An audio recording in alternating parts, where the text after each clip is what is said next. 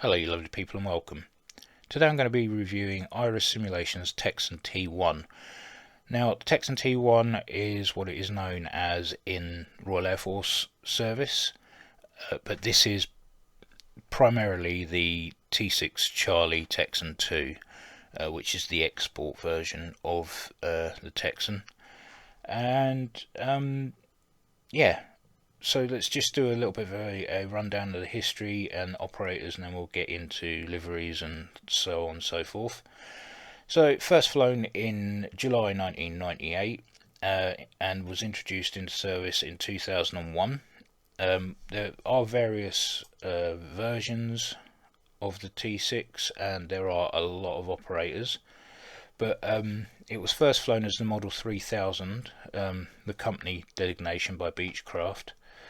Then it went on to Texan A, which is used by United States Air Force, United States Navy, and the Hellenic Air Force. There's also a version of the T6A called the NTA Texan 2, which is the armed version, and it has the capability of carrying rocket pods, gun pods, external fuel tanks, and bombs. Then we come on to the T6B, and this is an upgraded version with digital glass cockpit and head-up display and multifunction displays, hands-on throttle and stick, and is used at Naval Air Station Whitingfield, Naval Air Station Corpus Christi, and United States Naval Test Pilot School. Then there is an attack version of the Bravo variant, which is the AT6B Wolverine. We'll skip that as it doesn't have any real bearing on this. Then we come on to the T6 Charlie, which is the upgraded version of the T6 Bravo with wing hard points and is designated for export sales. So this is the version that the majority of foreign operators will use. Then there is the Delta variant, and that's used by the United States Army for operational support, testing, utility, and chase plane roles. The Royal Canadian Air Force have their own designation, which is the CT-156 Harvard 2, called the Harvard 2 because they originally flew the Harvard back in World War II. So did the Royal Air Force. So when I heard this was going to be called the Texan, yeah, that confused me a little bit because we used the Harvard back in World War II. But there you go. I suppose they've designated it just the Texan as a way of just separating the two aircraft instead of just going for the Harvard 2, as we never flew it as the Texan. We can designate it as that. Strange naming aircraft it really is. So onto the foreign operators. So Argentina, Canada, Colombia, Greece, Iraq, Israel, Mexico, Morocco, New Zealand, Thailand, Tunisia, United Kingdom, and Vietnam. And then obviously you've got the United States variants. So let's get on to the package itself. Now it comes with these liveries here. Forget what you see here, it's just something I've added since I bought the aircraft last night. So we've got a 72 Squadron Royal Air Force Texan, and then we have a load of what looks to be possibly made up liveries or company liveries. We've got Iris Witching Owl, which is obviously the Iris Simulations livery. Roulette, I'm guessing that's possibly Australian Air Force Display Team. Combat Flights Gippsland or Gippsland, and Combat Flights Melbourne. I'm guessing those are two real aircraft but based with an experienced flight of some sort. I don't know. Like I say, I only got this last night, so I've not been able to do too much research on it. Outback Skies Virtual Airline, guess that's for the a virtual airline livery. And then we've just got the blank white. But I went on to flightsim.to if you are a PC user, and you want the whole of 72 Squadron, you can download the different numbered variants here, and you've got the whole squadron to choose from. So let's get in the aircraft and have a look. We're going to be sitting on the ramp at Valley. I've toned down the weather because it's really windy today. So yeah, let's get in. So we'll start off with the front cockpit, and looking around, it's got some nice weathering on the textures. It's quite nicely textured on the inside. Looks to have some wear and tear, as you'd expect from the aircraft, and it's quite nicely laid out. It's a bit more cramped in here than the PC-21, but yeah, not bad. So we'll start off from the left, work our way around to the right. We've got a load of circuit breakers here that aren't clickable. We've got a canopy jettison here, which is clickable, so we need to be careful with that. Various test switches here for fire, lamp, bingo fuel, things like that. We have our flaps, and we can make our power control lever, or throttle as I like to call it, visibility on and off. And then this is our basically moving it from fuel shut off into idle and then into full movement. Next we have external lighting. Internal lighting is here. Trim disconnect and trim aid there. Trim gauges under the gear lever, which is a bit difficult to see, but they're there. Gear lever, like I mentioned, and our gear situation lights. Flap gauge. Our master arm, we can have as sim or arm. None of this is clickable. We've got a map light here that we can move, which moves either side. A small display there for our comms. Up front controller with various buttons that we can click, as well as adjustment for barometric and lighting and things like that. Again, another smaller screen here with our backup artificial horizon, our 3 MFDs and our primary one in the center. Some more circuit breakers, again not clickable. Nothing's clickable here. We can't hide the flight stick from here either. Come down to this side, we have our ELT arm switch, parking brake, and our fuel transfer switches underneath. Battery, generator, auxiliary battery and generator reset. Starter switch, ignition, fuel balancing again manually. Avionics switch, bus tie norm open, and next we've got the anti-ice boost pumps and PMU off or norm. Then we've got our sort of environmental controls, temperature cockpit, demist, things like that. And we have an unclickable RAM dump here, and RAM airflow we can flick from off to normal to high. OBOG system here, so we can use our emergency. We can have max or normal and on or off. Another little COM radio panel here, and some more circuit breakers which we can't click. We also have our canopy. We can open with that. Okay, and we can close that again. And we have the tiniest little switch to lock it, which is here. I'm used to big old cranks and things like that to lock canopies. Not a tiny little switch like that, but that's there, and the green light is on. And we can arm the ejection seat, and that is now ready, so we can fire it. So let's jump into the back seat. The first thing you'll notice is we don't have a HUD. We're going to go round from the left back round again.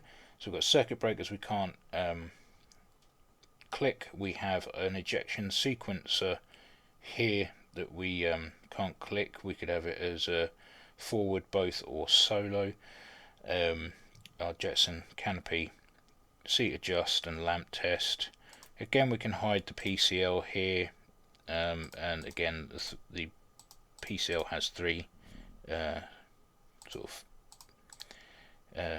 clicks. We have our internal lighting here, trim disconnect, trim gauges, landing gear, warning lights, and situation lights, flap gauge. Don't have a master arm in the back. Fire warning light here and caution, map lights, small displays here as repeated from the front, as are the three main MFDs. We've got an upfront controller where we can still do our comms, nav, and all stuff like that for our flight, and our lighting adjustments also on the bottom still. And come around to the right, we only have a battery switch, a generator switch, gen reset, boost pump, ignition starter, and our blower for the environmental controls. We have our OBOGs, and then we have some other switches that we can't click. Now you can lock and unlock the canopy from the back, and you can also open it from the back, as long as you unlock the switch is unlocked both front and back. So let's have a look at the outside of the aircraft, and this is quite a nicely detailed version of ZM323.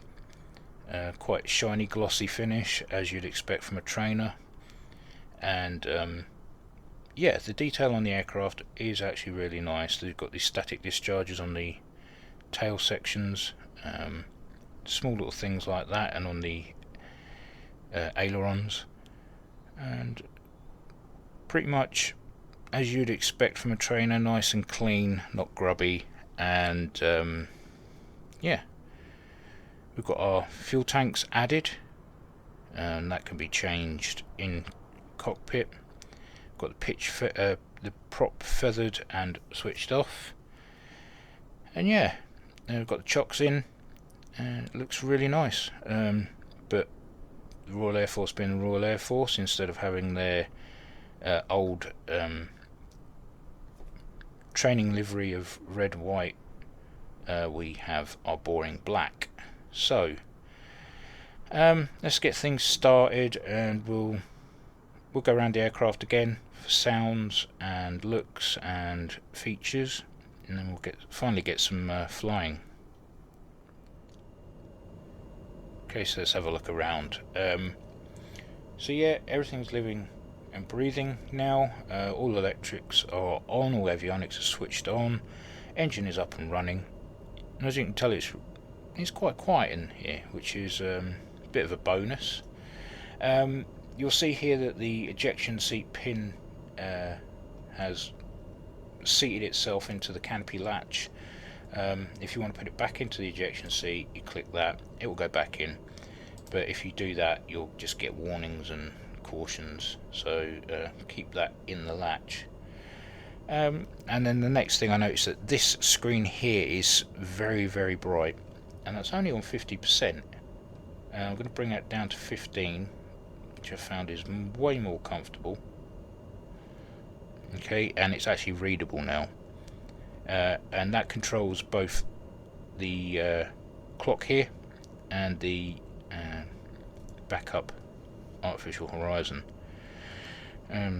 Comms down here, you have to click that, click your left mouse button, hold, and tap the right one to get it to come on, so that the radios are now on. And now we're going to look through the MFDs, through the options. Now this is your TSD. It reminds me of the U2 view scope that the pilot would use to take pictures back in the day. Never seen a setup like this before, but you know, it's not a bad thing. You can see the airfield and everything, and you can zoom in and out using the controls here. Along the top we've got waypoint distance, TTG and ETA, and if you're flying a flight plan, that will bring that information up there. We have a wind speed, 11 knots across the airfield, and we've got ground speed and true airspeed. Apparently we're doing 8 knots at the moment. Don't look it. And then at the bottom either side, and this is the same for this panel here, PFD, you can switch on your navigational, what feeds the navigation on your systems, whether it be VOR, TACAN, FMS if you have a flight plan, or you can have it off, and you can have the blue one up as well doing the same thing, and it will transfer over to this screen here as well. So that's it for the TSD. If we come over to PFD here, we've got artificial horizon, altitude, speed and angle of attack, and we've got basically our HSI, and yeah, you can reset your G meter, which is here, and we've got our PFD source. At the moment it's FMS. We can change it to VOR, TACAN and back to FMS, or switch it off. So we can feed information there as well. And if we can change these as well just by clicking that, and it brings up the menu. So you've got your PFD there again. You've got ICAS, which gives you all your readouts for your engine, torque, oil pressure, ITT, oil temp, N1 hydraulic pressures, and everything else, fuel quantities and bingos and things like that. If we go to nav, it just brings up the HSI again, but without the bit at the top. You can skip to the next one by clicking this, but I'm just showing you the thingy. Nav here, automatic flying control system, which is your autopilot. You can set your the altitude you want here, your heading and your vertical speed, whether it's engaged or disengaged, nav hold, heading hold, approach hold, pitch hold, altitude hold and vertical speed hold. So you've got quite a wide range of autopilot functionality there. And we'll come back out of there, we'll come on to the last one, which is config, which I'll come over to this side and do that. Let's go back to not ICAS, we'll go for PFD, for the central one. This is basically what was the instructors page in the PC21, and you've got a choice of smoke off. You can have it as a single, which will come out the right engine when activated, or dual, it will come out the left side as well. So you've got a double, or you can switch it off. Stores fuel is either empty or fuel tanks. Altitude can be feet or meters. Wheel chocks you can switch to auto, so when you start up they disappear, be fitted or removed. Same with the FOD covers, keep them on auto. Aircrew you can have both or none at all, solo or back to both, keep that as solo. Barometric altimeter can be in millibars or INHG, keep that as millibars. Actually, not that one. Okay, well, actually we'll use INHG 29902, which is your standard above 18,000 feet setting, so I'm used to that, or 1013 I believe it is for millibars, which, yeah, there you go, it's already set in. So you can have either or.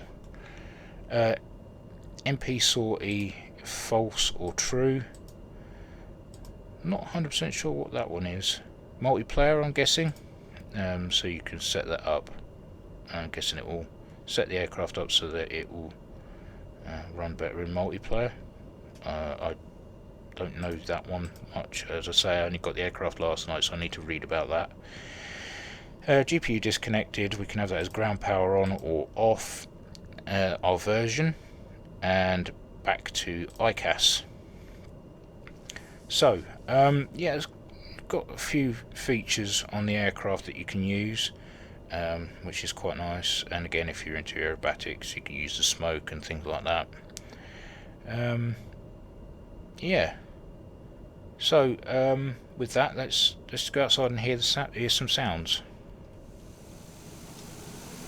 Right, so we're fully idle at the moment. I'm just going to throttle up.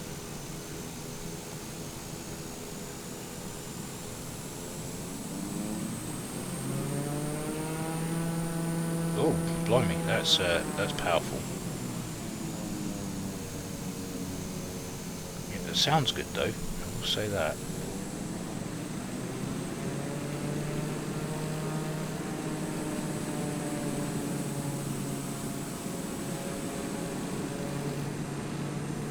Yeah, quite nice, I like that.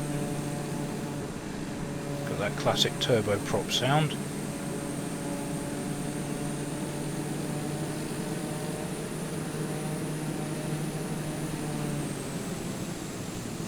And wind, the sound of the wind being blown by the prop as well, which is quite nice. Okay, so let's jump back in.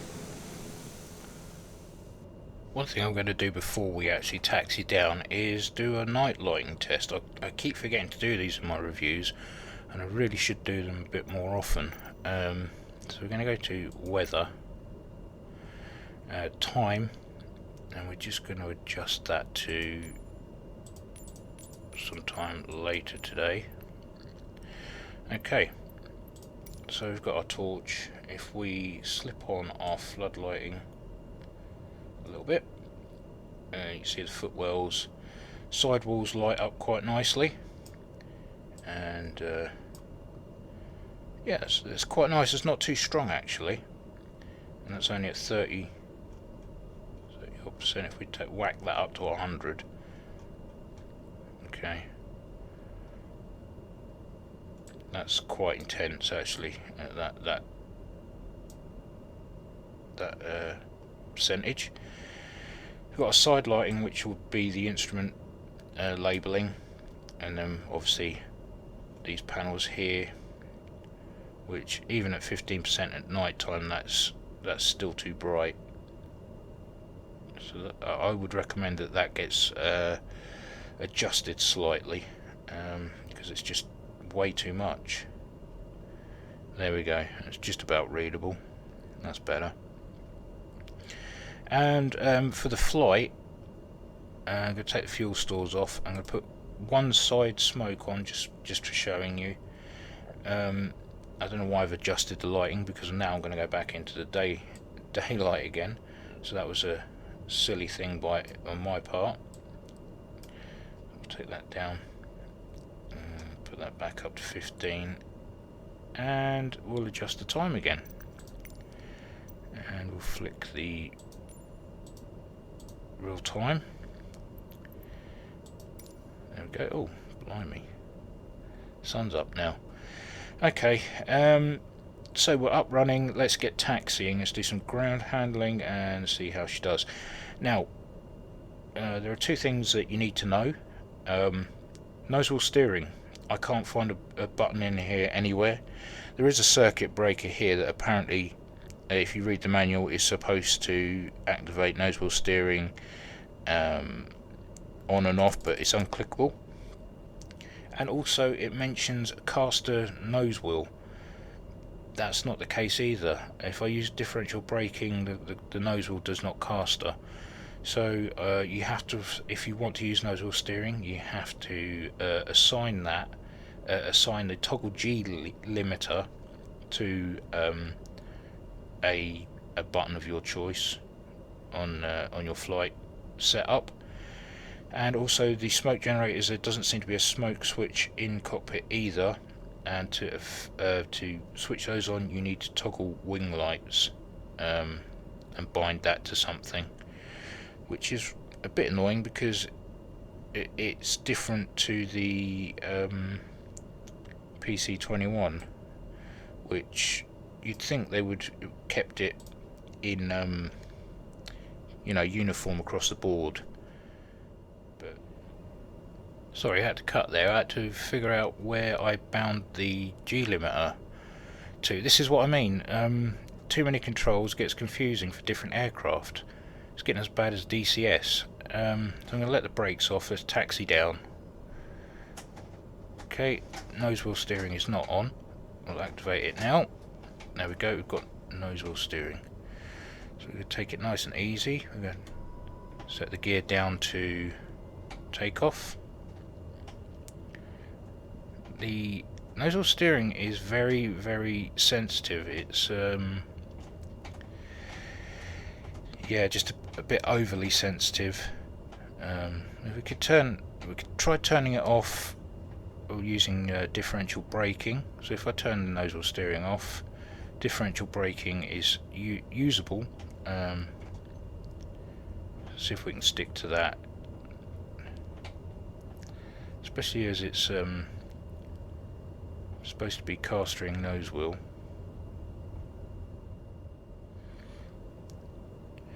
The one thing that slightly annoying is that there's supposed to be a nose wheel indicator on the HUD to let you know when nose wheel is engaged. It's on, but there's no NWS anywhere to be seen. I'll disengage it again, back to caster steering. Yeah, nothing, nowhere. So it's going to trim out ever so slightly, and we can throttle up and get out into the runway. I'm going to just change this to, let's go to ICAS. Okay, let's get out onto the runway.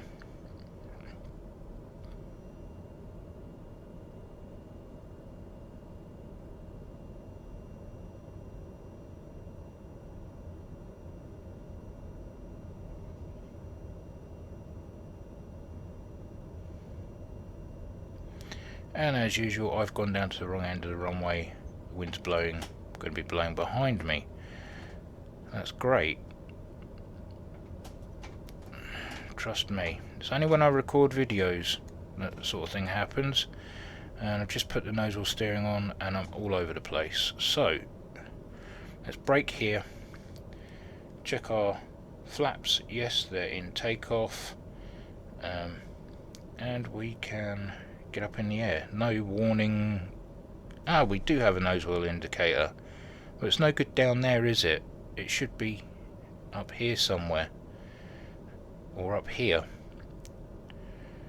But that's just my opinion, I guess. Let's get the thing up in the air anyway. So let's throttle up.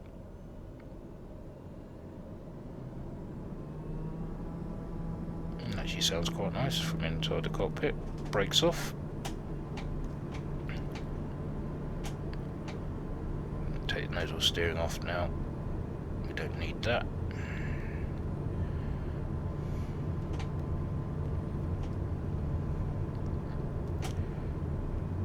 Okay, rotate and gear up.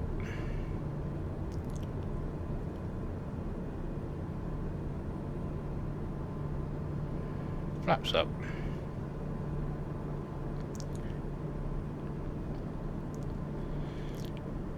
We activate the smoke.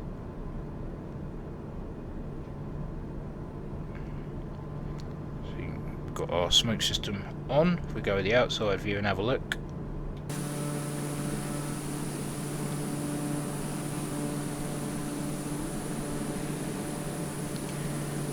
That's some pretty intense smoke we've got there.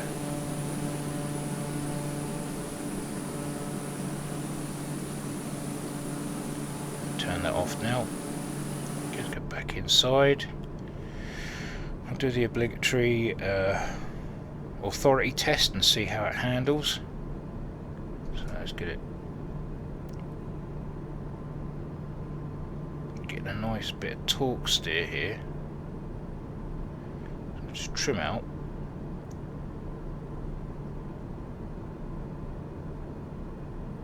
Okay. Right, so let's try aileron roll. Yep, nice. The roll authority is pretty good on that. Yaw, geez, that is very responsive. So don't be overly zealous with the yaw. If we get our nose down and pull up.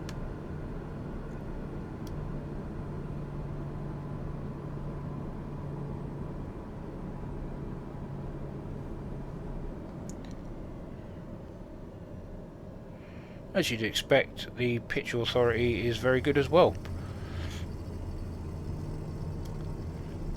Okay. So another thing I want to check is the, in which I haven't been able to get working properly yet, is the F-35 HUD. But if that is the F-35 HUD, it doesn't really look that much different. Doesn't help that I'm flying into the sun. I'm not sure if that's actually working properly or not.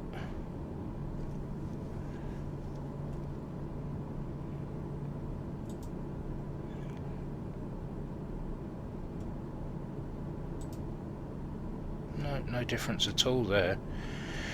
Right, what do we need to do now? Just trim out. This takes a weird amount of trim.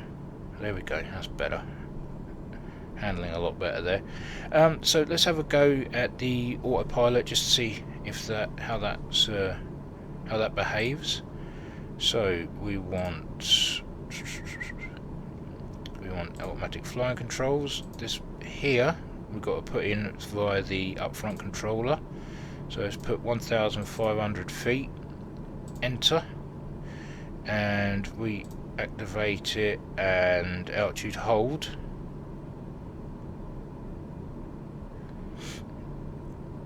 I'm guessing it's going to be very similar and only go via the vertical speed. And there seems to be some weird bug with the HUD. Every now and then it twitches. So if we change our heading to 330. Okay, and we stick the heading hold on. And we're making our way round. And we are coming down to 1,500 feet, which is good. Nice. Right, okay, so there'll be more of that in another video, but we're going to head back towards Valley now, bring it in, and do the summary.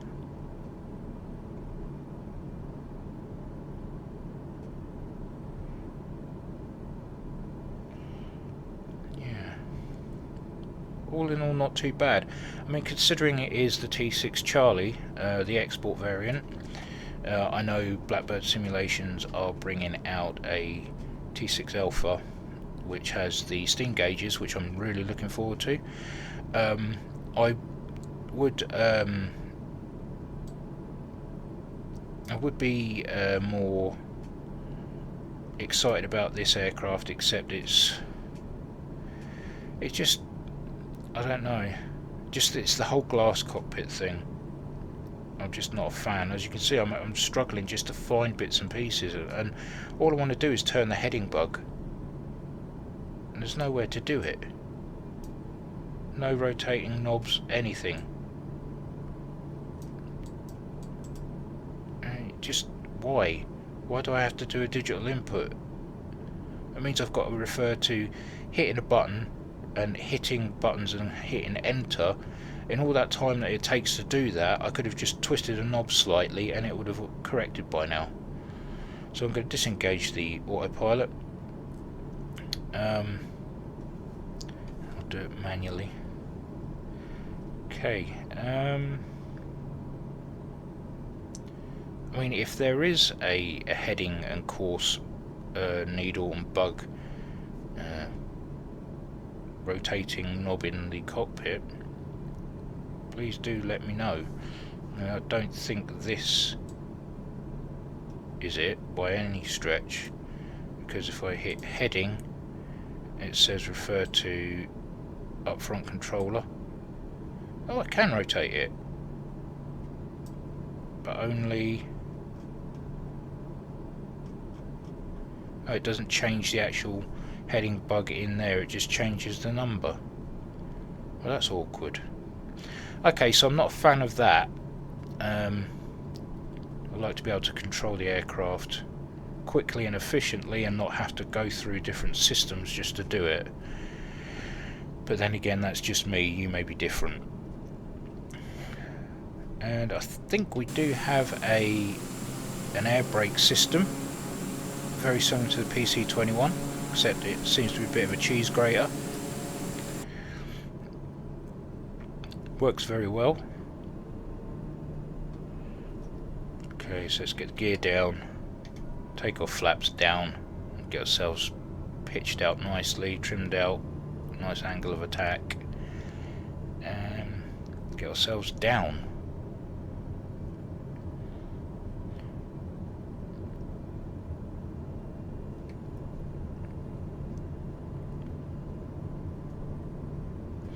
Takeoff flaps down,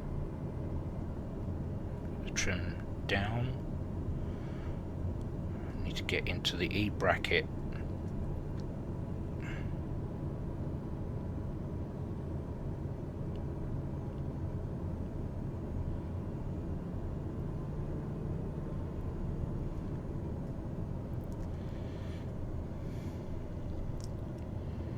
Okay.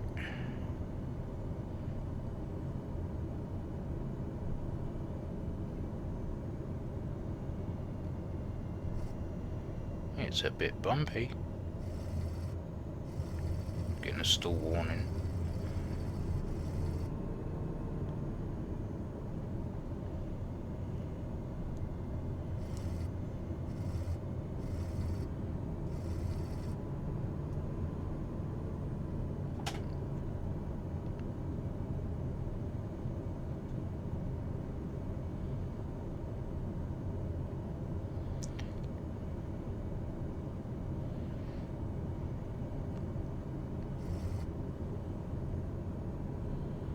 Controlling the descent and ascent via the throttle and not using the stick in any way, although I think I will to flare.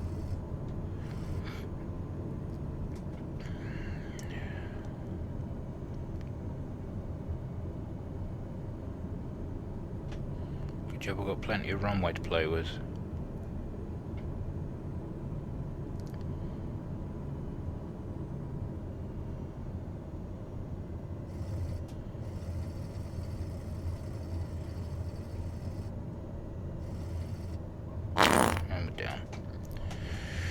Right, okay then, that's the excitement over. Let's get to the summary. Okay, so all in all, it's not a bad aircraft. I mean, for the price, it's very similar to the PC-21, as you'd expect. I mean, they're both designed for the same thing, fast jet experience. Yeah, so, I mean, it handles well. It's a little bit twitchy here and there. Some of the systems are good. There are some systems on there that are a bit... well, they could use some work or tweaking. The smoke system I can give or take. Nose wheel steering was the biggest bug for me. Not having a switch in and not having an indicator on the HUD. It would be nice. I'm not sure if they do actually have that in the real thing. But you would expect that there would be something in that vicinity, as most aircraft have a nose wheel indicator in the line of sight, rather than having to dip your head down to make sure it's on, and taking your eyes off the prize, which is never a good thing. So yeah, the avionics systems are, again, it's all digital, but I am willing and I am learning to use these systems. I say it's the way forward. So more and more aircraft are going to be using these, so something I've just got to get on with. But yeah, they do exactly what they say on the tin, and you know, everything on there that does works well. Nice little things like ejector seat pins, and it's nice to see the avionics all lit up in the back seat as soon as you go from the pilot seat to the co-pilot seat, instead of in the PC-21 having to switch avionics over manually yourself and then get in the back seat.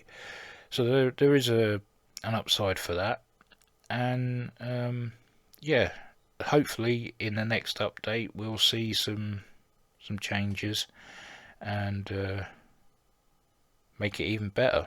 I mean, don't get me wrong, it is a good plane, very enjoyable. Whether I would choose this over the PC-21, I don't know. Probably purely because Royal Air Force use it. Well, I say Royal Air Force, our training system is not run by the Royal Air Force anymore. It's outsourced, so it's actually owned by a separate company. But still, flying with Royal Air Force, so that I am biased in that regard. It would be nice if somebody did a Grob 120 Prefect, which is the precursor to this, which is like the one you use to get more advanced air training, and then you move on to the Texan 2 and then on to the Hawk. So many different levels of training go through in the Royal Air Force. You start with the Grob Tutor, then the Grob Prefect, and then on to Texan 2, and then on to the Hawk if you're doing fast jets, or you go on to the Beechcraft 350 if you're doing multi-engine. So it's a bit all over the place, and there's no real squadron training like there used to be. Apart from the Typhoon, they've got the conversion unit. Yeah, so I went off on a tangent there, I do apologise. But yeah, it's a good aircraft. It's still worth the money. You're getting a lot of systems for the price, and but I can't really see much difference between this and the PC-21, if I'm honest. I mean, don't get me wrong, they're both good aircraft. The cockpit in this seems a bit more cramped, and the systems are slightly different, but all in all, both turboprops and pretty much the same configuration, not too dissimilar to one another. So there's not going to be much difference, but I thought I'd get it as it's the T6 Charlie, but I will definitely be getting the T6 Alpha when Blackbird Simulation get around to releasing it. They are on their final final furlong, as you would put it in horse racing terms, of getting it released. So that should be out at some point soon, hopefully, and looking forward to it. Some steam gauge action. Anyway, I've waffled on long enough. Gonna end the video here, but yeah, Texan 2 or Texan T1, not bad. So if you've got this far, thank you very much, and as always, take care, and I will catch you in the next one.